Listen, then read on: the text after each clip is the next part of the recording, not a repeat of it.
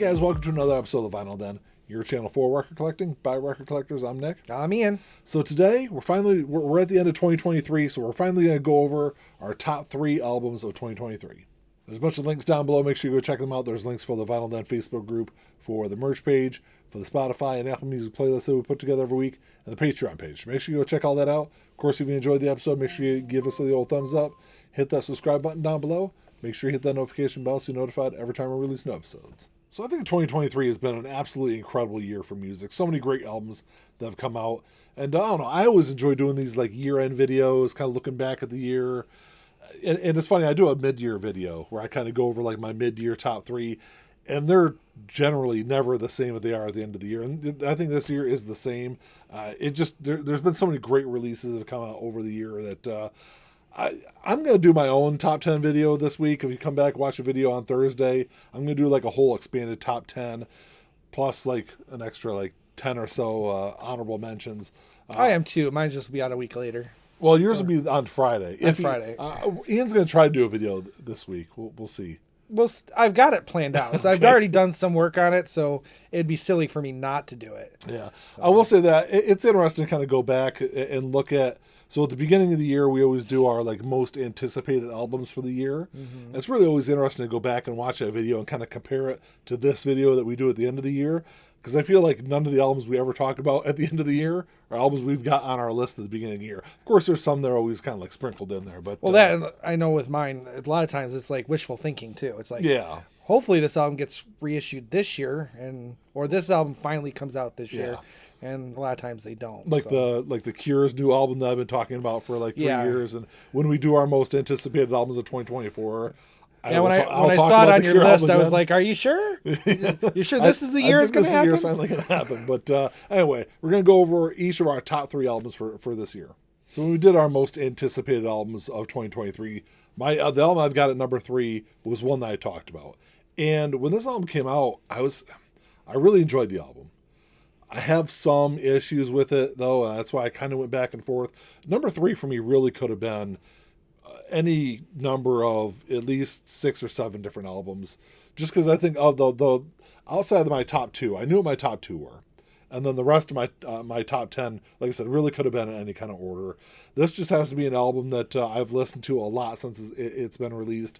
And like I said, even though I do have some issues with it, it's still probably one of my most played albums, at least since it came out a couple months ago. But the album is One More Time by Blink-182. Of course, I'm a huge Blink fan, so of course I figured I was going to really love this album. And I do. Like I said, the issues I have with this album tend to be on the production side of it. Some of the compression on it, I'm not a huge fan of, but at least in my opinion, it doesn't detract from the overall quality of the album. And it's an album that I thought was going to be really good. I hoped it was going to be good, and I think it lived up to the expectations. And like I said, I've listened to this album a whole bunch. If you're in the Facebook group, the Vinyl Den Facebook group, I post this album all the time. It's just that I just love this album. I think it's, when I'm comparing it to other Blink releases, I think it's probably their best album, I think, in 20 years. So my number 3 is going to come as no surprise to anybody. It's Alice Cooper's Road. And this was also on my most anticipated albums of the year when we did our episode last year. It's a great album. We've talked about it on the show a bunch. I actually did an album review. Yeah, it's really, because it's a little bit of a different thing. He wanted his touring band to we wanted to record with his touring band, and that's what this is. It's just him, just his touring band. Straightforward rock songs, mostly about the road. There's even a cover. He covers one of his old songs on here, Road Rats from 1977, and it's a really good version of that song. I think I still prefer the original a little bit more, but great album. It's still a really good version of that song. Yeah, and after 50 plus years of being Alice Cooper, there comes a point where it's hard to do new stuff. Yeah. All bands go through that. And, this is kind of a new thing. This is a departure from what he's done previously. And as far as production goes, I like this a lot because it has a rougher edge to it. It's less refined. I think that's the thing I really like about it. I think it's probably, in my opinion, I think it's one of Alice's best albums I think, of the last 30 or 40 years. It has a sound. I didn't say it was the best. I think it's his best album in almost 20 years. But I think it has more of that 70s sound that I really loved from Alice Cooper than anything else he's done since the 70s. Yeah, I mean, and I guess within 20 years is okay because Dirty Diamonds came out in 2005. And that was a really good album. That's probably one of my top Alice Cooper albums of all time. Yeah. I just like the roughness about this, and like you were saying, it's got that 70s grind to it. It does.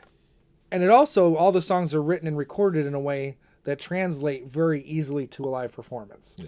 As a result of it being his live band, he wanted them to be basically recorded live in the studio because they're going to be playing all this stuff live as well. So, yeah, it's a great album. It's my number 3 of the year. So the album that I've got at number 2 is an album that at the beginning of the year was not even close to being on my radar. Actually, I did a video, I think it was last year, where we talked about this band and whether or not they would even record music again. Right. And then when I heard this album was coming out, I think was kind of a little skeptical about it at first because there was such a huge change in the band. And once I finally heard it, like, I was blown away by this album. I think it's their best album in, probably almost 10 years. I was, like I said, it's one that I didn't have like really high expectations for and was absolutely blown away by. And that album is a new album from Foo Fighters, but here we are. This is an album that, after Taylor Hawkins died, like I said, we didn't even know if they would even continue on as a band. And the emotion that Dave Grohl pours into this album absolutely comes through on every single song. It's not only one of my favorite albums of this year, it's probably one of my favorite albums of the last 5 years. It's just something that, like, every time I listen to this album, I hear, something new on there, something that draws me in even closer to this album. And it's just one that, I can listen to over and over again. So my number 2 is something that just came out back in September. I didn't even know anything about this. It hit me by surprise. It's Book 1, The Tales of Arioia. I don't know. It's a Norwegian band. The band is the Chronicles of Father Robin. It's kind of a super group. It's a Prague super group. It's got members of the band Wobbler in it, which is a really cool artwork on there. If you can see it on the video. And this is Book 1. Very Prague. If you do not like Prague music, do not listen to this because it is it's kind of 70s Prague. It's not like your modern day Dream Theater type Prague. It's very 70s Prague. But I saw it. Someone had mentioned it on a Facebook post. So I went and checked it out. And it was like every track was just, I was like, wow, that's a killer track. Wow, that's a killer track. So I had to buy it. Instead of holding the CD up, maybe I'll just put a bigger picture up on the screen here. Okay. The CD is kind of tiny. Yeah, this year's been a big digital year. When you get my top 10 video, you're gonna find how digital my year has been. But we'll put a bigger picture up. Is that available on vinyl? Yes, it is. Okay. It is available. It was a lot more expensive. That's why I didn't buy it on vinyl. Plus, I'd have to buy a digital copy anyway. So it's weird Prague. It's kind of hard to describe it. It's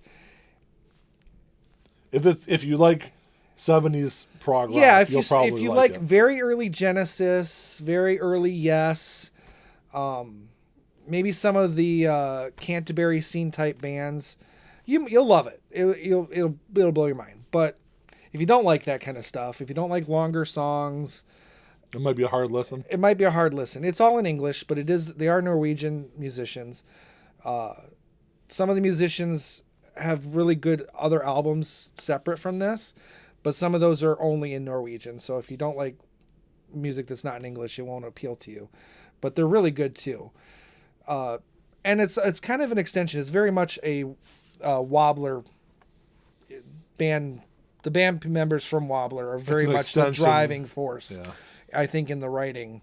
Because it's very much an extension of what you would get with Wobbler. Maybe a little bit more 70s Prague than that. But yeah, it was a huge surprise. I didn't know it was coming. I was kind of hoping to get a new Wobbler album this year, but I got this instead. And there's a book 2 coming out in January. So I'm really excited about that. So the album that I've got at number 1 is an album that, if you follow me on social media, if you're in the Facebook group, you already know what album it is. I posted about it, a couple of dozen times, I think, at least since it came out. And I actually think I've got a couple of copies of it on vinyl also. But the album is Austin by Post Malone. I've never been a big Post Malone fan. I've liked a couple of his songs here or there. The song he did with Ozzy on Hollywood's Bleeding is an incredible song. And he did one on Ozzy's Ordinary Man album too. This is a Raid, I think it's called. Yeah, it's really good. So there's been a couple of songs here or there that I've really enjoyed, but nothing that's really kind of pulled me into an entire album. This album is very different than anything else that Post has done in his career before. This is not, and I know people classify this as a rock album. It's not a rock album. It's more like a, there's like some synth pop stuff on here. There's some like new wave stuff on here. There is some, acoustic guitar stuff. He plays guitar on every track on this album. I still wouldn't classify it as a rock album. It's still, he still has that Post Malone kind of flair to it, but he doesn't have any features or anyone else involved on the album. It's just overall just a really great album. And along the same lines as that Foo Fighters album, it's also an album that's, not only my number one album of 2023, but the last 4 or 5 years, it's one of my favorite albums overall. And, there's like one track on here that is, I can kind of do without, but I still wouldn't classify it as a bad track. I don't think it's a skippable track. It's one that, just kind of comparing it to the rest of the album, it's maybe not as great as some of the other tracks on there, but, it's still an album that's probably a 9 out of 10 album for me. So my number one, again, is not going to come as any surprise to anybody.